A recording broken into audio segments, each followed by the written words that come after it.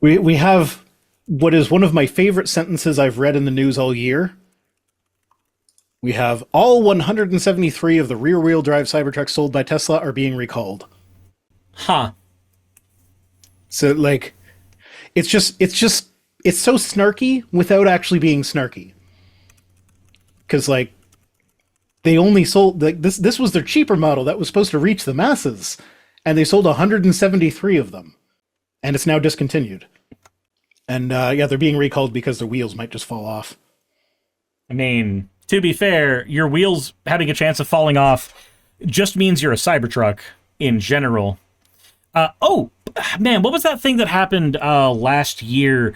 The part of the Cybertruck's frame would, like, come loose, and it would cause it to be stuck in acceleration mode for a while, and then that, you know, was lethal? I think you're conflating two different recalls, because there was the accelerator thing was there's a cover on the pedal that could slip off, and if it slipped off in the wrong spot, it would get stuck under the wheel well, and you would just be it'd be flooring it, which would be that would be overridden by hitting the brakes, but you still don't want your gas pedal being stuck in the flooring it position.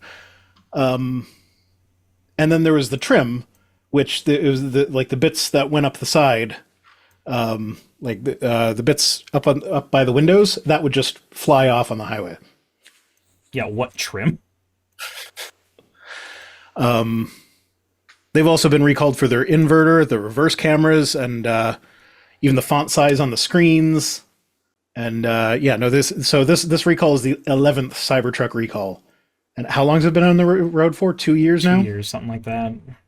11 recalls in 2 years. I keep finding more Cybertrucks in my area, and I don't know if it's just like the same 3 that happen to live around me, but I saw a Cybertruck in Hamilton the other day, and it was they actually paid for vanity plates that said Cybertruck on them.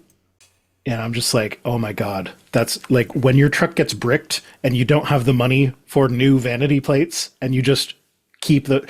So I have seen this all the time. When I used to work in a hotel, and my job was to record all the license plate numbers of all the cars that were parking there. So like I've seen it a lot where you have like Todd's Beamer is the vanity license plate on this Toyota Corolla.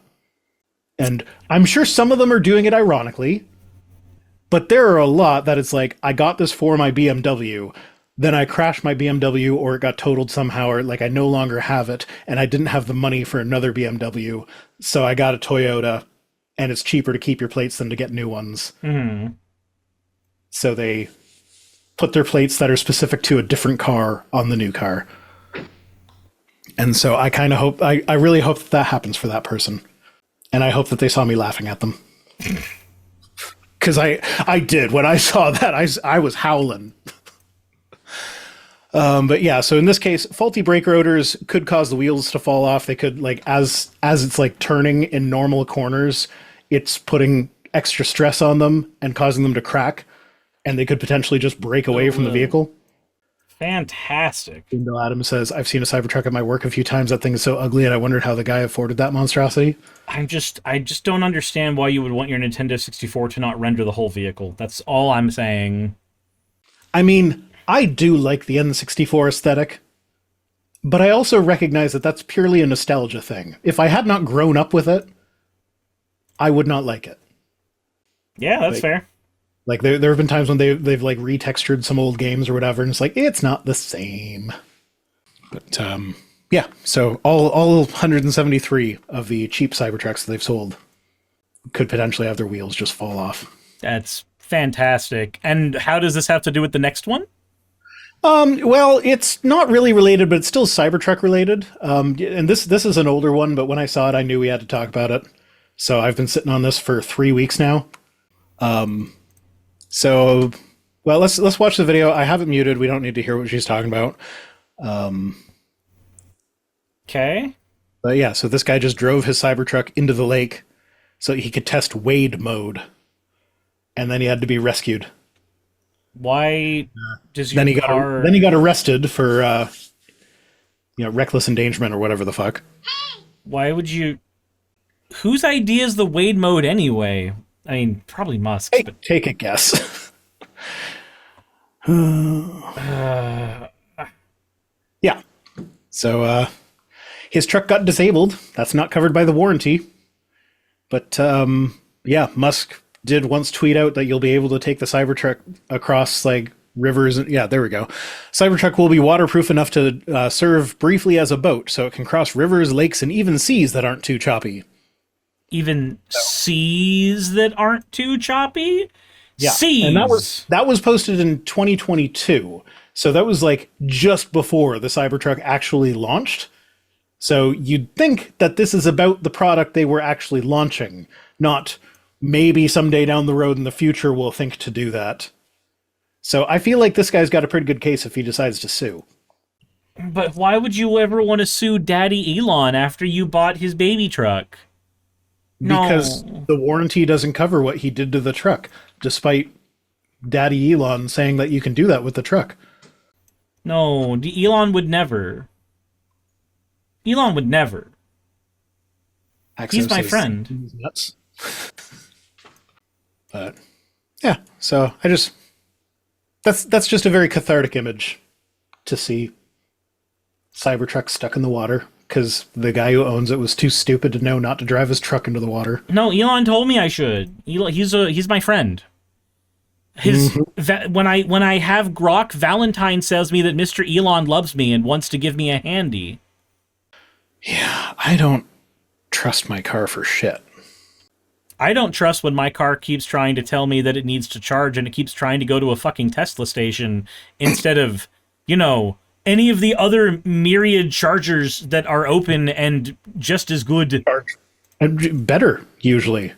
I don't know what battery pack your car has, but so mine is a 700 volt battery pack, which at the charger it's effectively 800 volts. Don't worry about it, electronics nerds. So yeah, it's got 800 volt battery pack in it, which is how you can get from like 10% to 80% in 15 minutes. Okay. But if you go to a Tesla charger, none of them are like there are like 4 in all of North America that are capable of delivering that. The rest of them are stuck at 400 volts. But if we put the big numbers on the thing, then everybody will think good. Because that's how big numbers work, even if you don't have access to anything from the big numbers.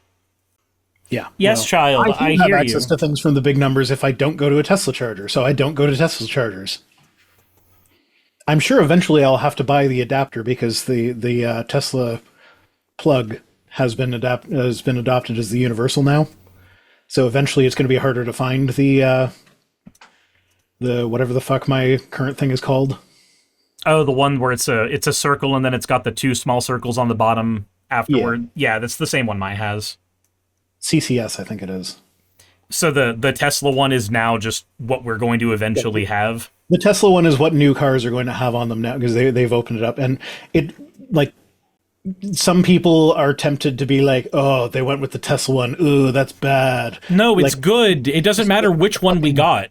It's just wires connecting to other wires. Like the chargers are like, watch some technology connections. The chargers are literally just extension cords with a relay in them that the car tells the relay to turn on now. That's all it is. So it doesn't actually matter. That's why you can get an adapter and it'll work. But anyway, that is the news. Hey, you made it to the end. I want to give an extra thanks to the patrons who allow me to do this full time. I want to thank Aaron Rail, Astral, Britzkrieg, Jemshin, Poundini, Red Joker, Victoria, Jonas, Craig, Tarika, Fireshard, Smiling GM, John, Dren Hadamada, Creeper, Sagitta, I'm not saying that last part, Sylvie Snow, Valis of Seraph, Ottoman Angel, Rooster Rachel, and Fire Panda, who are all my $20 and up patrons.